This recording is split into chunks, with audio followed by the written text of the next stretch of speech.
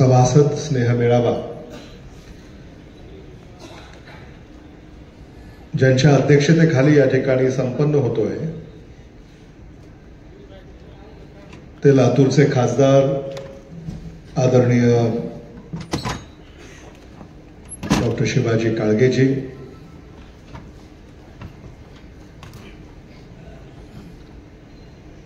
साईबाबा जनता सहकारी बँकेचे सन्माननीय अध्यक्ष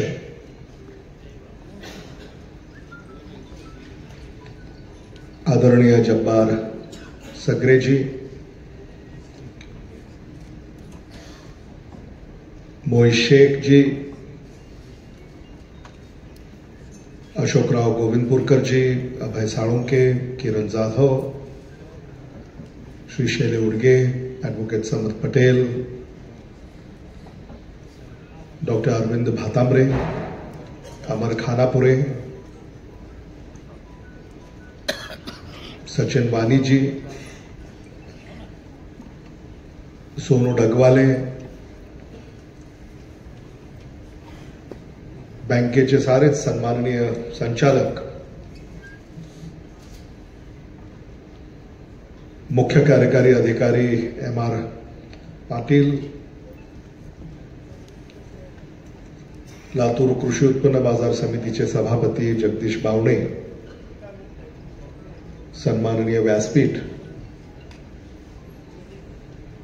व्यासपीठासमोर उपस्थित असलेले साईबाबा जनता सहकारी बँकेचे शुभचिंतक, लातूर शहरातील प्रतिष्ठित नागरिक, ज्यांनी आपल्याला या ठिकाणी एकत्रित केलं ते माझे स्नेही आणि बँकेचे संचालक इसरार सगरे, सगरे कुटुंबीय, साईबाबा जनता सहकारी बँकेचे सारे सन्माननीय सभासद, बंधू भगिनी, पत्रकार आणि मित्रांनो,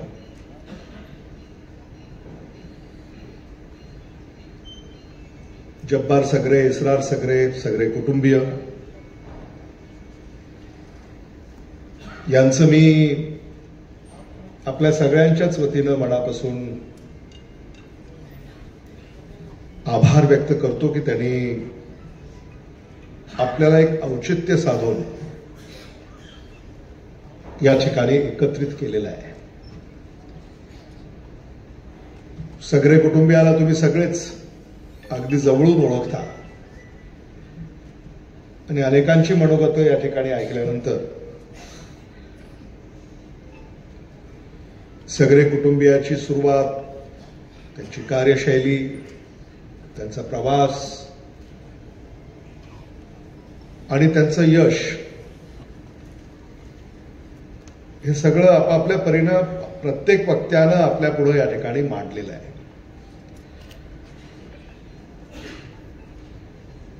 नव्या वर्षाची सुरुवात होते. 2025 या सालामध्ये आता आपण पदार्पण केलेलं आहे. 2024 आमच्यासाठी कसं राहिलं हे तुम्हाला माहिती आहेच.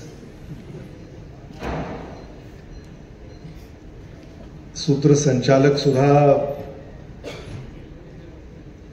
ज्या तऱ्हेनं ते सूत्रसंचालन करत होते आणि शेवटी जे त्यांनी माझ्या सन्मानाप्रित्यर्थ जी काही 4 ओळी त्यांनी या ठिकाणी मांडल्या, तर त्या निवडणुकीच्या अगोदर कार्यकर्त्यांनी जर अधिक लक्षपूर्वक ऐकल्या असत्या तर एवढी दमछाक कदाचित झाली नसती. साईबाबा जनता सहकारी बँक आपण सगळ्यांनी ऐकलं की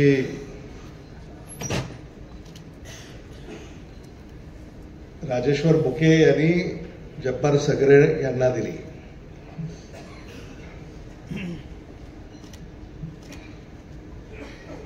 बुके यांनी सगळ्यांचं कसं ऐकलं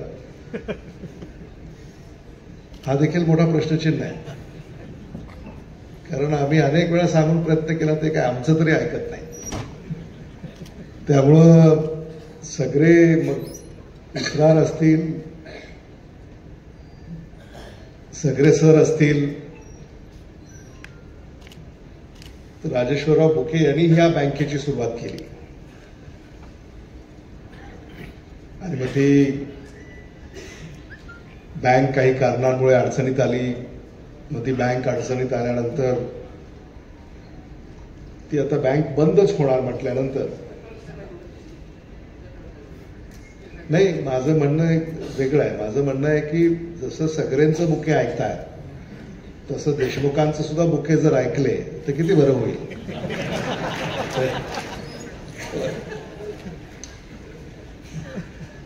त्यामुळे बुके लोकसभेला कुठं होते, विधानसभेला कुठं होते, आता ह्याची चर्चा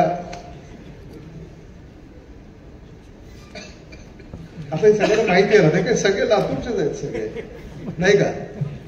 त्याच्यामुळे आपण हे सगळं पाहिलेलं आहे. त्यामुळे ती बँक आता बंदच होणार म्हटल्यानंतर मग ती बँक लातूरची आहे, साईबाबांचं नाव आहे. आणि आता आरबीआयनं ती बंदच करायची म्हटल्यानंतर आरबीआय अशी विचारणा करतं की याच्यामध्ये आणखी कुणी ही बँक चालवायला तयार आहे का. आणि मग ती सगळे कुटुंबियांनी याच्यामध्ये रस दर्शवला आणि त्याच्यानंतर मग त्यांनी आरबीआयला किती चक्रा मारल्या हे सुद्धा सांगितलं. मुंबईला, पुण्याला, नागपूरला. आणि म्हणून ही बँक पुनर्जीवित झाली. आणि आता ती ठेवीदार असतील, त्यांच्या ठेवी आता सुरक्षित झालेल्या आहेत. आणि ग्राहक असेल तर त्या ग्राहकांना देखील आता नव्यानं इथं कर्जपुरवठा होण्यास सुरुवात झालेली आहे. आणि म्हणून सगळ्यांचं मला हे कौतुक करावं असं वाटतं की एक बुडत असलेली बँक याला पुनर्जीवित करण्याचं काम तुम्ही केलं, याचं मला विशेष कौतुक आहे. हे मला मुद्दामून या ठिकाणी नमूद करावं असं वाटतं. शेवटी आपण सगळे इथं कशासाठी एकत्र आलेले आहोत? आपण लातूरसाठी एकत्रित आलेले आहोत. आदरणीय विलासराव देशमुख साहेबांचा जीव की प्राण लातूर, तुम्हाला माहिती आहे. आदरणीय विलासराव देशमुख साहेबांनी नेहमीच लातूरला प्राधान्य दिलं. लातूर आहे तर आपण आहोत.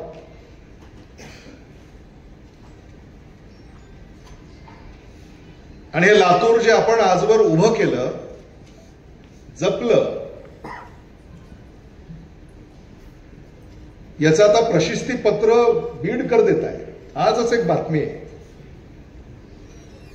बीड जिल्ह्यातला अंबेजोगाई तालुका तो काय म्हणतो की आम्हाला लातूर जिल्ह्यामध्ये समाविष्ट करा. सुखानं जगायचं असेल,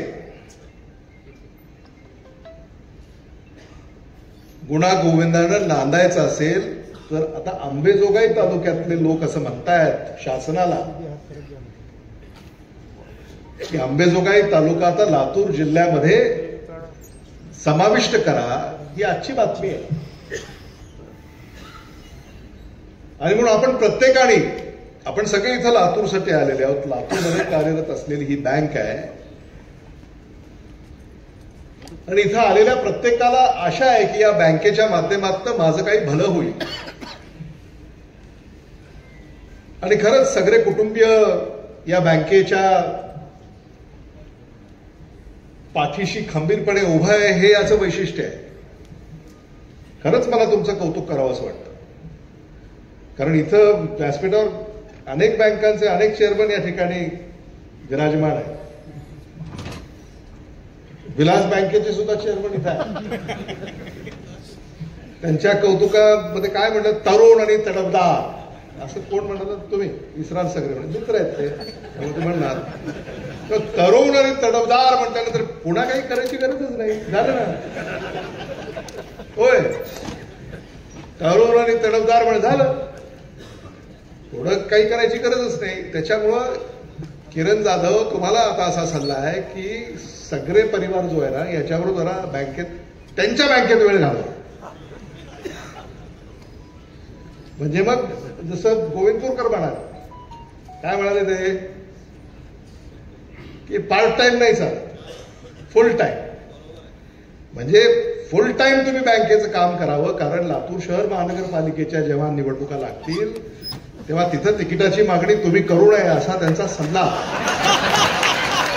त्यांनी तुम्हाला थोडक्यात दिलेला आहे.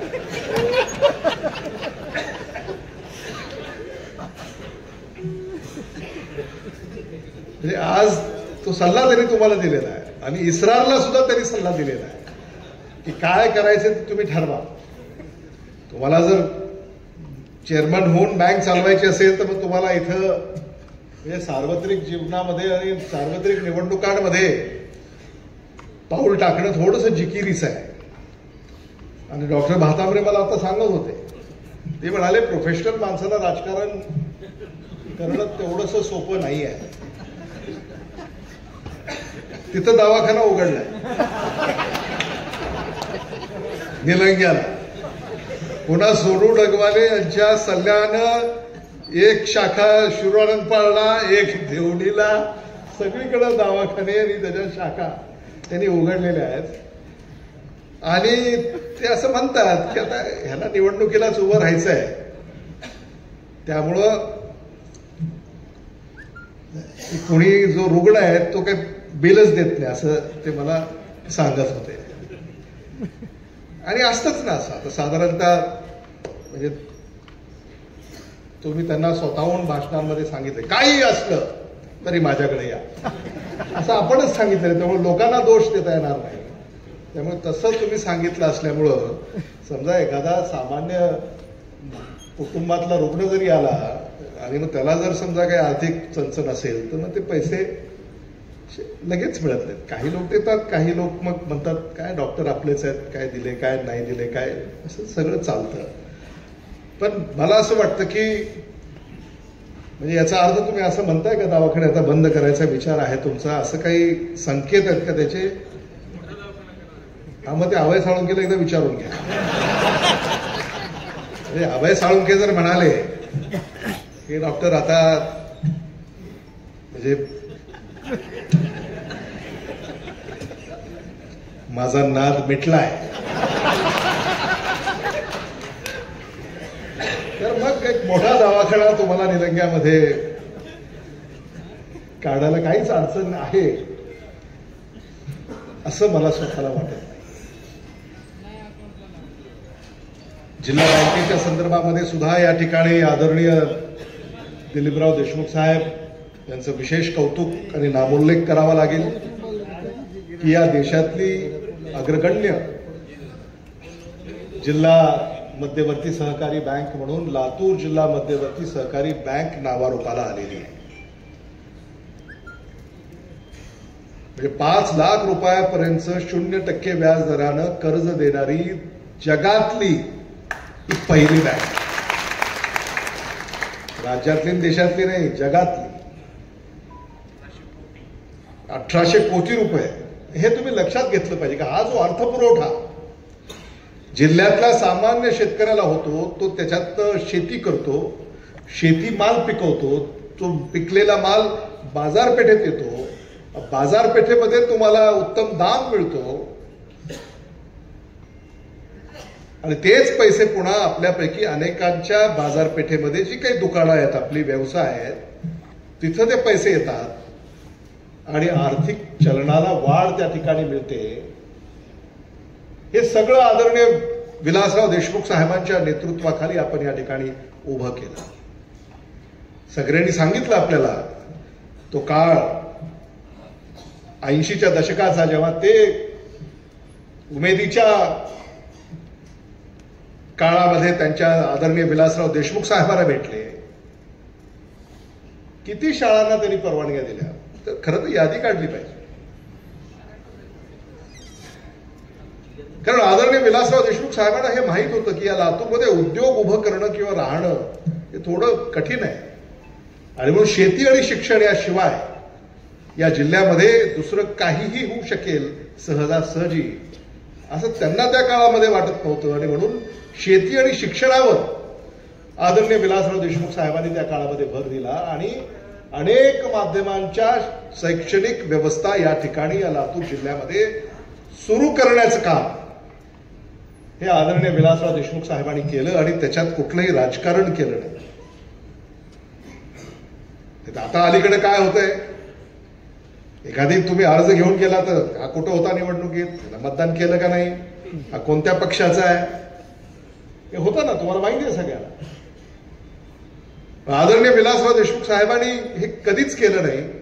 आणि या शहरात आणि जिल्ह्यामध्ये ज्या संस्था आहेत त्यांनी काय पाहिलं, त्यांनी पक्षीय रंग कधी पाहिला नाही.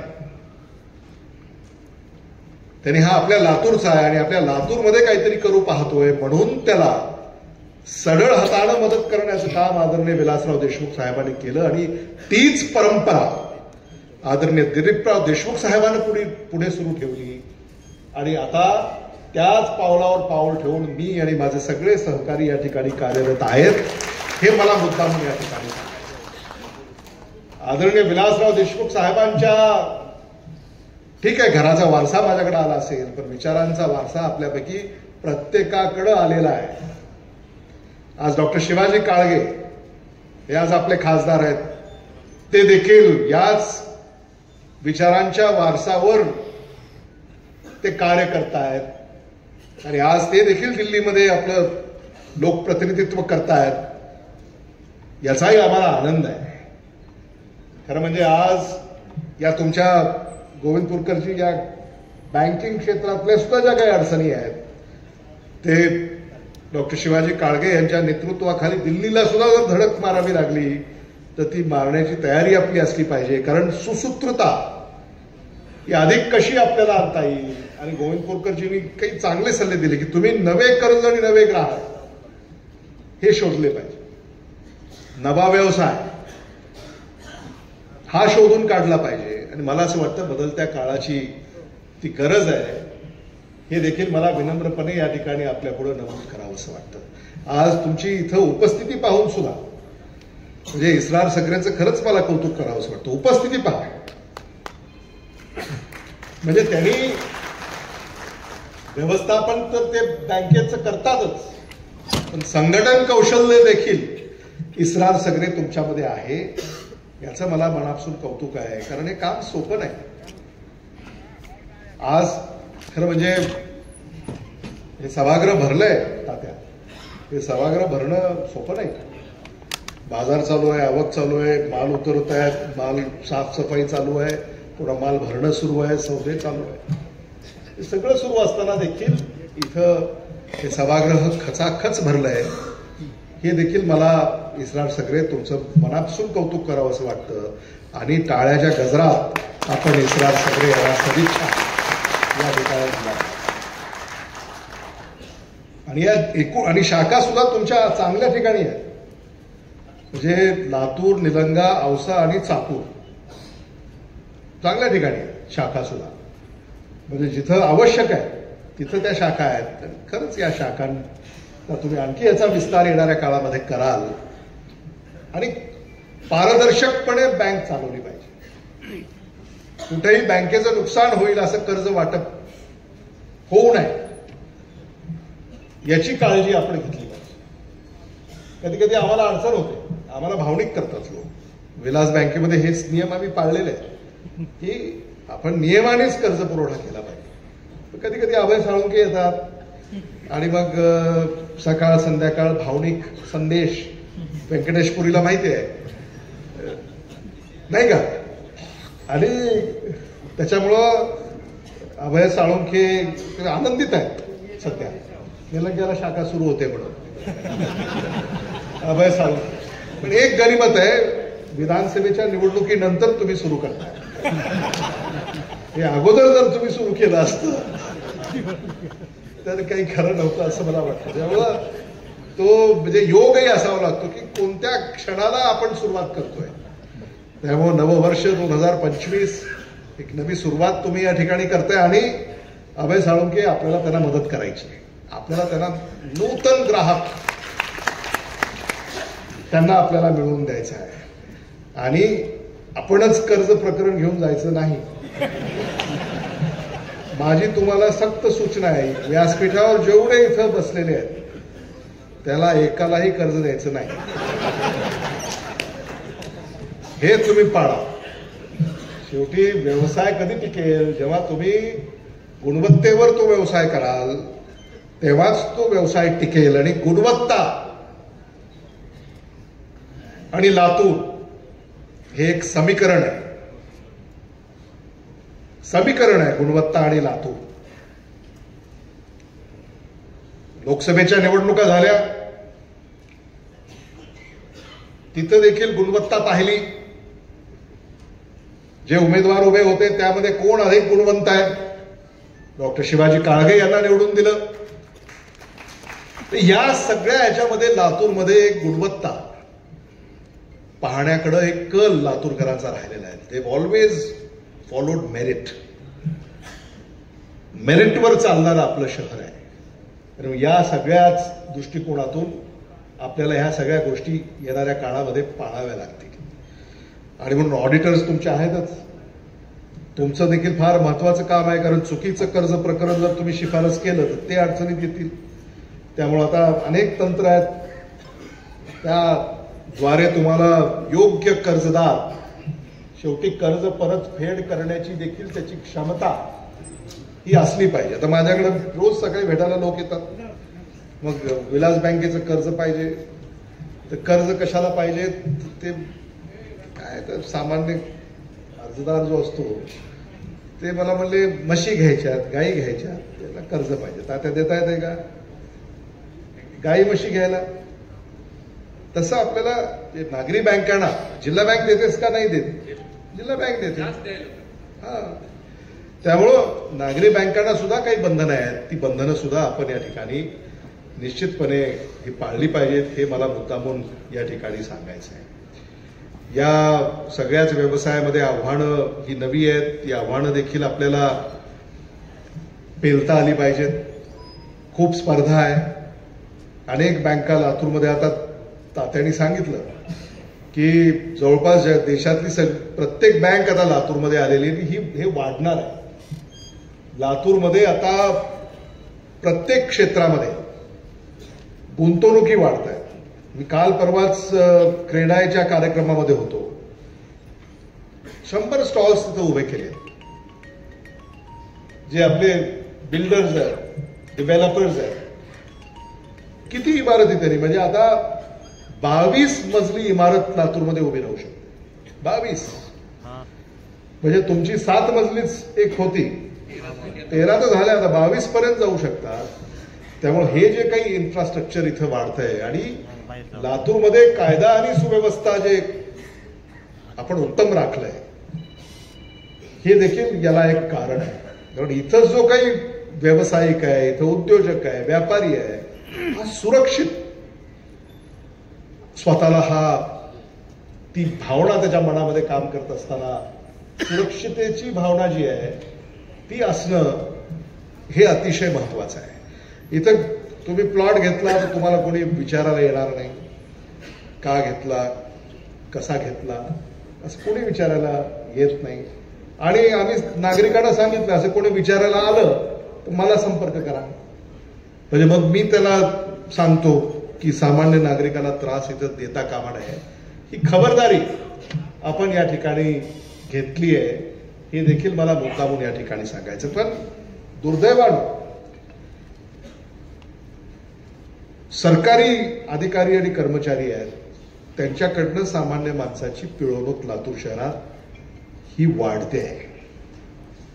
कालच माझ्याकडे काही लोक आले होते, म्हणजे तुम्हाला मोजणी करायची आपल्या जागेची, ती काही होत नाही. आपल्याच जागेची मोजणी करायची, ती होत नाही.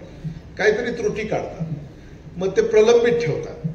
त्याला ती जागा कुठंतरी कुणाला तरी विकायची असते, त्याला काही 4 पैसे, काही लग्न असेल, शिक्षणाला मुलाला पाठवायचं, आणखी काय असेल, तर ती परवानगीच लवकर मिळत नाही आणि म्हणून काही देवाणघेवाण चालते. मग त्याच्यानंतर